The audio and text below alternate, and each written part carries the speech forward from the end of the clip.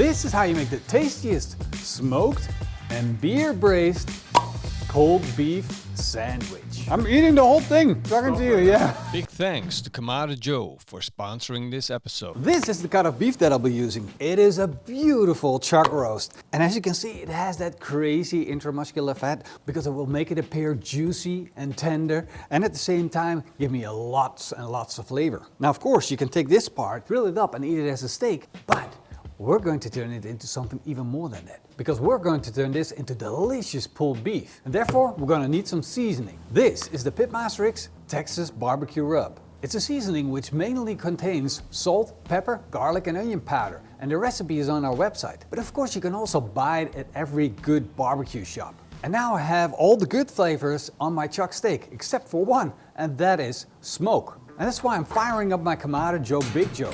I'm gonna put in some charcoal, put in a fire starter, open up the bottom vent, let it light up. And once the charcoal's lit, I'm gonna add a chunk of smoke wood, put in the heat deflectors, put in the grill grates, place on my chuck steak, close the lid, and let the Big Joe run at a temperature of 120 degrees Celsius. And while we wait for the meat to smoke, we might as well do something in the meantime, which is making our own burger buns. Of course, you're gonna need something like this, or you would wanna do it by hand, but I don't suggest doing that. And you need a big bowl and a scale. I'm gonna set it to 0. Now I'm gonna put in 50 grams of warm water. Now this is metrical, but we have all the imperial amounts on our website, PitmasterX.com, and the link's down below. So you just click on it and you find it, then you know what to do. It's imperial, it's metric. Don't worry about it. Now, 50 grams of warm water. I'm using warm water. Normally I have lukewarm water. It's cold outside, so a little hotter is better. Oh, yeah. Now I have dry active yeast right here, but I had this for a while, and that means that this dry active yeast might not be active anymore. And that's why I'm doing this step first. First, lukewarm water, then the yeast, and I'm gonna add 7 grams of yeast. There we go. And of course the yeast is going to need something to feast on, so I'm going to add 12 grams of white sugar. I'm going to give this a quick stir and I want to see it activated, which means the sugar needs to be dissolved, the yeast needs to be activated, it's going to soak up the water, it's going to soak up the sugar, and then you're going to get these little bubbles, like bloop, bloop, bloop, bloop, bloop. It's not going to go fast, but it's a good indicator of telling you that your yeast actually does its job. I'm going to push tare, which means it's going to go back to 0, and then it's time to add the milk, which is 1 cup or 250 milliliters of milk. And then I'm also going to need 500 grams of all-purpose flour, 1 whole egg, and of course a pinch of salt. Now this goes into my mixer, and we're going to have that do all the work. For all you lazy people out there, baking is so easy. Baking is too easy. Well, at least this type of baking is. Now we just wait. Once the dough is mixed together, all we need is 75 grams of butter. I don't want to add the butter all at once, I just want to add these small chunks. So I'm gonna switch this on. And I left them in the house to get to room temperature so they're nice and soft and to get incorporated instantly. And we're gonna slowly keep adding these until we have a smooth, creamy, rich dough. Now I must admit, it's better to use a dough hook, but I can't seem to find it. So if you see my dough kneading hook, then I definitely let me know where it is.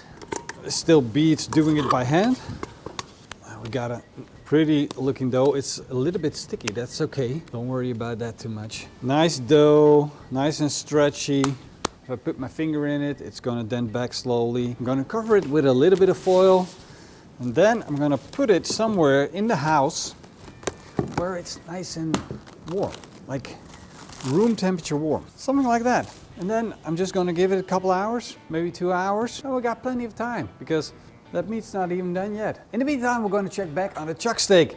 And as you can see, it now picked up a beautiful smoke color. It's nice and red, and we see a little bit of the fat rendering down, a little bit of the moisture appearing on the steak. And I guess just looking at it, that it's running at a core temperature of around 70 degrees Celsius, which means we have done now enough work to get flavor onto the chuck steak, and it's time for the next step, which involves my Scotsburger Dutch oven and 2 large white onions. I'm gonna quickly peel them, slice them up. I'm gonna sprinkle the onions into the bottom of the pan, spread them out, and on top of that goes our beautiful drippy chuck steak. Now all you need to do now is just add some beer. Because we're gonna keep this very, very simple. I will really want the flavor of the meat to stand out. The onions can be there in the back a little bit, but the beer and the beef and a little bit of the seasoning on top of that chuck steak is gonna do all the work for us. All we need to do now is just close the lid, put this back on the barbecue, and then open up the top vent all the way, and then the bottom vent I'm gonna also open up. I had it closed, almost all the way closed. But I'm now going to open it up fully. Now I want you to make sure that in the first 15 minutes you keep your eye on that temperature, because it's going to shoot up like a crazy person. And then you're going to slowly close it down a little bit until you feel that it's just enough to get a slight simmer on this delicious chuck steak. Well, the dough almost doubled in size, which means it's now time for the second rise. We're going to put down some flour to make sure that the dough doesn't stick, because I'm using a wet dough. Just find that those wet doughs work a little better for me, but it also means you're gonna get a little bit of a sticky dough. Now, as you can see, it's already sticking. So that's why we're gonna need this. Now, in my house at the moment, the temperatures are not that fantastic, but I've taken a pan of hot water and I put that underneath the pan where the dough was in, and it proved just fine. I want it to be around 27 degrees Celsius, 30 degrees Celsius. But I'm just eyeballing it. But as you can see, the dough actually rose rather well. There are even some bubbles. So I'm gonna cut these into 8 pieces, all the same size. If you want, you can check that with a scale. Now, I'm not a perfectionist. I just want nice buns. Now, there are 2 ways to do this. One way is just to go with your hand and roll the ball. The other one is to take them and like pinch them at the bottom. You see, I'm moving my hand underneath and just basically squeezing it until it rolls up, pushing up the dough inside and creating this little ball. This is important because that in the end is going to be the shape of your bun. That might just be a really good bun right there. That's going to be a small one. You're always going to have the big ones, the small ones. Of course, you can weigh them if you want to and then get them absolutely perfect in size. But in the end, all different shapes and sizes. I could have done a better job with that. It's handmade. That is what counts. It's been about 2 hours. Time to check. Wow. As you can see, we got that beautiful caramelization on the onions. They turned golden brown. But most important is the meat now ready? And how do you know? Well, I'll just like to stick in a thermometer or a little pin and then just poke it. And when it's soft and it just falls through, you know it's ready. As a matter of fact, I gotta hurry up, put this steak in some aluminum foil, let it rest, and in the meantime, I'm going to chop up some mushrooms.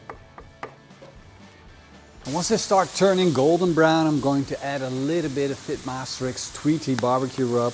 That's going to give it a little bit more color and a little bit more depth and flavor. And then it's time to turn off the gas, let these sit, and in the meantime, I'm going to check back on my buns. Check your buns, hun. Sure. There we have it. Now, I must admit, I'm not a master baker. I'm just an amateur baker. But we got decent result. Now there's a last step that I want to add to make these even better, which is putting some egg wash on. I'm going to separate egg yolk from egg white, and I'm only going to use the egg yolk. Now you can use the whole egg if you want to, but you're going to get a lighter top, and I like it a little bit more dark brown, a little bit more carroty. You don't need much. Whoa, you don't need much. Maybe 1 egg will do the job. Get your brush out. I just want a thin layer of the egg yolk. Special yellow steak sauce. Such a shame that we put this on the buns and not on steak. I'm really curious to see how these buns turn out. I like that they're different sizes. I like it too. Like cute, I want to give it to my kids, and the big one I want to eat myself.